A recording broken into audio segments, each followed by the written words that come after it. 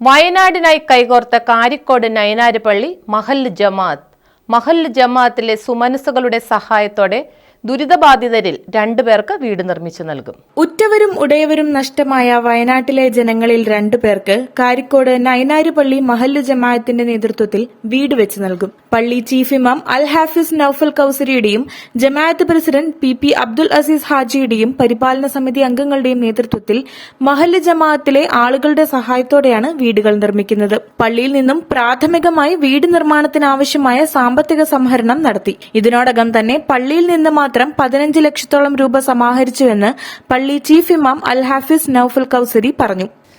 നൈനാര് പള്ളി മഹല്ല് ജമാഅത്ത് അൽഹംദുലില്ലാ കുറേ നാളുകളായി ഇത്തരം പ്രകൃതി ദുരന്തങ്ങൾ നമ്മളുടെ നാടുകളിൽ ഉണ്ടാകുമ്പോൾ കഴിഞ്ഞ പ്രളയ സമയത്താണെങ്കിലും അതിനുശേഷം നടന്ന വിവിധ പ്രകൃതി ദുരന്തങ്ങളുടെ സമയത്താണെങ്കിലും മാതൃകാപരമായ പ്രവർത്തനം കാഴ്ചവെച്ച ഒരു മഹല്ലാണ് തൊടുപുഴയിലെ നൈനാര് പള്ളി മഹല്ല് ജമാഅത്ത് എന്നത്.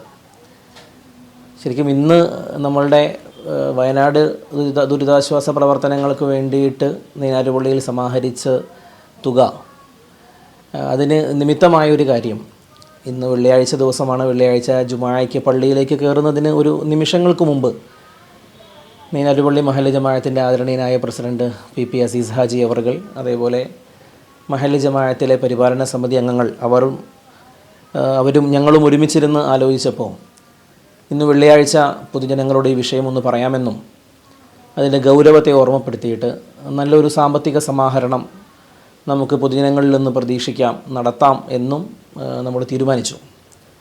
അതിനനുസരിച്ച് വയനാട്ടിലെ ജനങ്ങൾക്ക് ഒരു 2 വീട് നിർമ്മിച്ചു കൊടുക്കുക എന്ന ലക്ഷ്യത്തിൽ നമ്മുടെ ജുമാ നമസ്കാരത്തിൻ്റെ പ്രസംഗം ഈ വിഷയവുമായി ബന്ധപ്പെട്ട വയനാട്ടിലെ ദുരിതങ്ങൾ വിശദീകരിക്കുകയായിരുന്നു.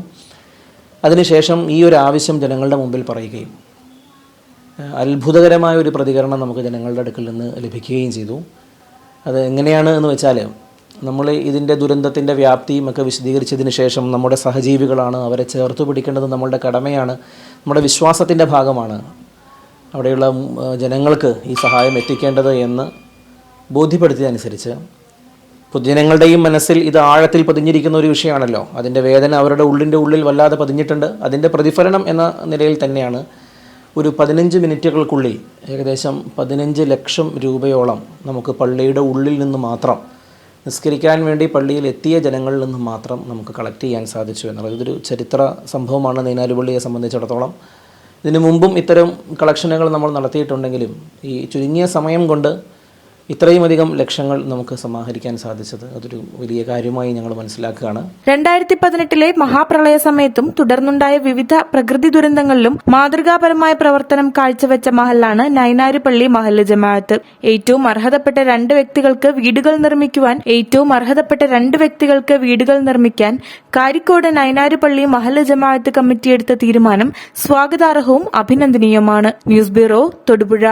ജർമ്മനിയാണോ നിങ്ങളുടെ ലക്ഷ്യം? നിങ്ങൾ ഏത് സ്ട്രീമിൽ +2 വിദ്യാഭ്യാസം പൂർത്തിയാക്കിയവരുമായിക്കൊള്ളട്ടെ, വിദേശത്ത് കുറഞ്ഞ ചിലവിൽ സ്റ്റൈപ്പൻഡോട് കൂടി ജർമ്മനിയിൽ തുടർ പഠനത്തിന് GTC എഡ്യൂകെയർ പ്രൈവറ്റ് ലിമിറ്റഡ് നിങ്ങൾക്ക് അവസരമൊരുക്കുന്നു. കൂടാതെ IELTS, OET എന്നീ കോഴ്സുകളും GTC നിങ്ങൾക്കായി ഒരുക്കുന്നു. ഏപ്രിൽ-മെയ് മാസങ്ങളിൽ ജർമ്മൻ A1, IELTS, OET വെറും 5999 രൂപയ്ക്ക്. ഈ സുവർണാവസരം പ്രയോജനപ്പെടുത്താൻ ഏവരും ശ്രദ്ധിക്കുമല്ലോ. പ്രഗത്ഭരായ ജർമ്മൻ ഫാക്കൽറ്റിയുടെ സേവനവും ലഭ്യമാണ്. തികച്ച ഒരു ക്യാമ്പസ് അന്തരീക്ഷമാണ് GTC ഒരുക്കുന്നത്. GTC Educare private limited, Nazareth Marthoma church campus, MC road, Mannoor, കീഴിലം.